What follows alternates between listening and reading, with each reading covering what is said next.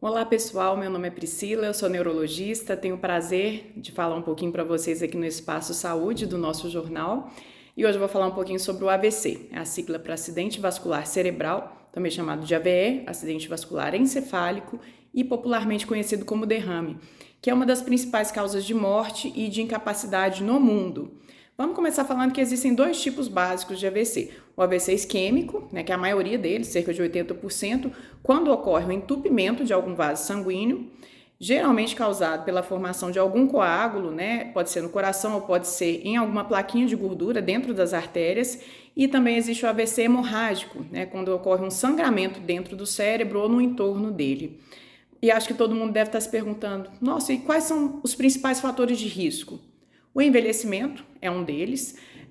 Outros fatores de risco importantes porque são modificáveis, A pressão alta, que é fator de risco tanto para o AVC isquêmico quanto para o hemorrágico. O diabetes, o sedentarismo, o tabagismo, o colesterol alto.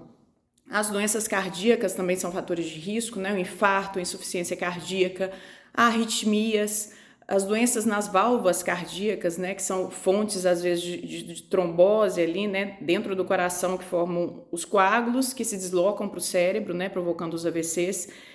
E eu gostaria de destacar algumas causas que podem afetar, inclusive, pacientes mais jovens.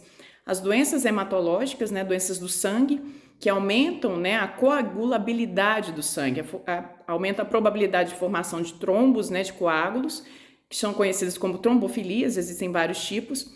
O contrário também ocorre, As doenças que atrapalham a coagulação do sangue também são fatores de risco para AVCs hemorrágicos.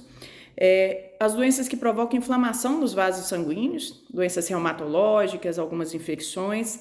Os traumas, inclusive traumas no pescoço, que podem provocar lesão nas artérias que levam o sangue para o cérebro, como as artérias carótidas e artérias vertebrais. Uso de drogas, principalmente a cocaína, e o caso das malformações vasculares e o aneurisma cerebral, que nesse caso são fatores de risco para os sangramentos cerebrais. Bom, e quais são os sintomas dos AVCs? Dor de cabeça, principalmente dores de cabeça súbitas e muito fortes, Na maioria das vezes são sintomas de AVCs hemorrágicos, mas pode acontecer nos isquêmicos também. Alterações de visão, perda de visão de um olho só ou nos dois, visão dupla, alterações de fala, desvio da boca, perda de força ou de sensibilidade no braço ou na perna, principalmente de um lado só do corpo, tonturas súbitas, desequilíbrios súbitos e graves.